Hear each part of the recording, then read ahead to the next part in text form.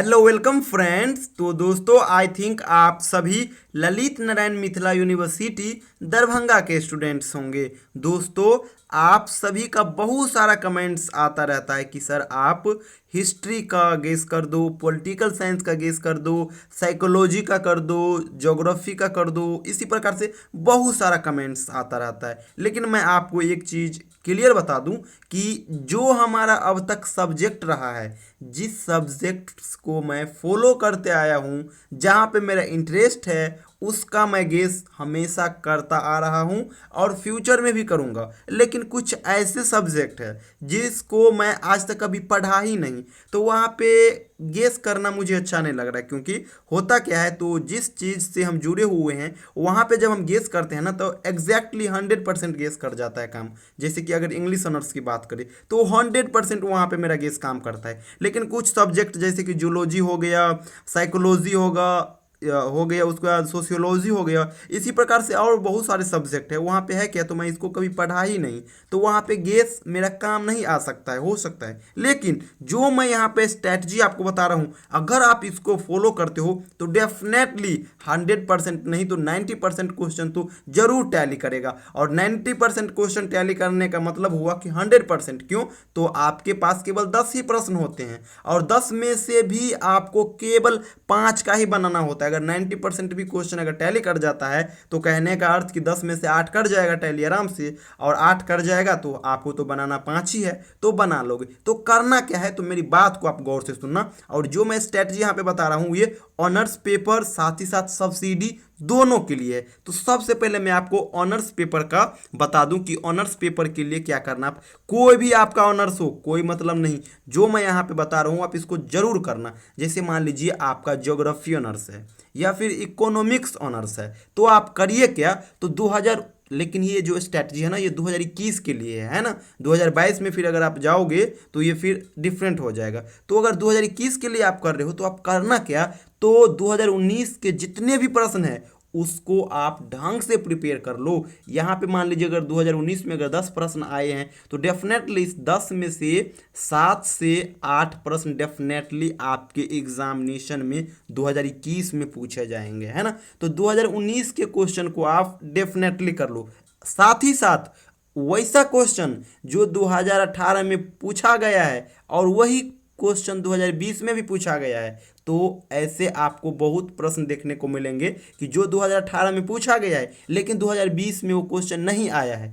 ऐसे तो आ जाता है, 5 से 6 तो आता ही है, फिक्स है। लेकिन मान लीजिए जो प्रश्न नहीं आया है उस प्रश्न को भी आप 2019 वाले क्वेश्चन के साथ प्रिपेयर कर लो।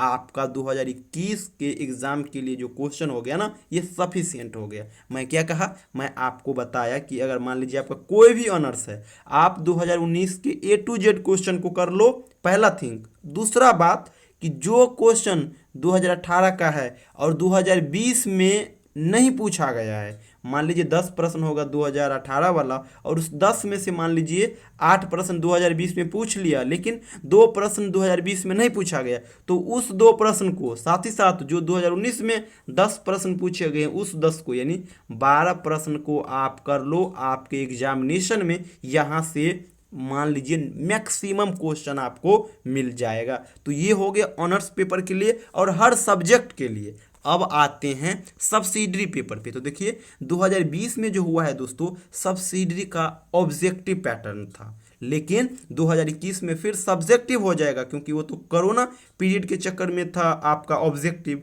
लेकिन इस बार सब्जेक्टिव होगा। तो हुआ क्या दोस्तों, तो सेम ऑनर्स की तरह भी यहाँ पे स्ट्रैटेजी काम करता। हम 2019 के क्वेश्चन को कर लेते और 21 में डेफिनेटली वहाँ से क्वेश्चन बन जाता। लेकिन हुआ क्या है, तो 2020 में जो आपका ऑब्जेक्टिव हो जाने के चक्कर में हुआ क्या, तो आपका जो 2019 का जो क्वेश्चन है वो कोई ज़रूरी नहीं है कि 2019 का क्वेश्चन 21 में मिल जाए, क्योंकि 2018 का क्वेश्चन भी तो 2020 में नहीं ना पूछा गया है। तो इसके लिए आप क्या करना, सब्सिडी के लिए तो 2018 और 2019 दोनों के लॉन्ग क्वेश्चन को प्रिपेयर कर लेना। 2021 के लिए सफिशियंट है। 2020 का तो आप करोगे ही नहीं क्योंकि ये सारा ऑब्जेक्टिव है और ऑब्जेक्टिव तो 2021 में रहने वाला नहीं है, तो यही करना।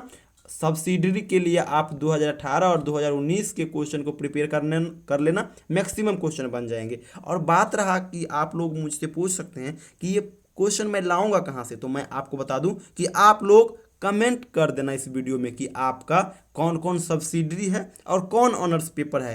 4 से 5 दिन में मैं मैक्स जितना भी हो सकता है 20 से 25 जितना होगा सारा पे मैं वीडियो बना दूंगा, एक दिन में 3-4 करके, है ना।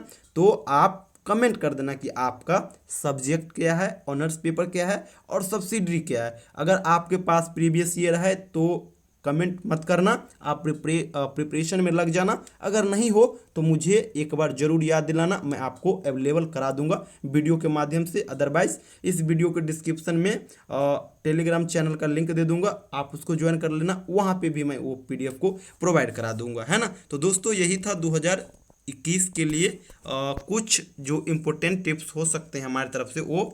और मैं आपको बता दूं कि अगर आप इंस्टाग्राम पे हो तो प्लीज़ आप मुझे इस आईडी से फॉलो कर लेना, JP2001 यादव, है ना। कनेक्ट रहेंगे सारे जने इंस्टाग्राम पे भी। तो थैंक यू सो मच दोस्तों।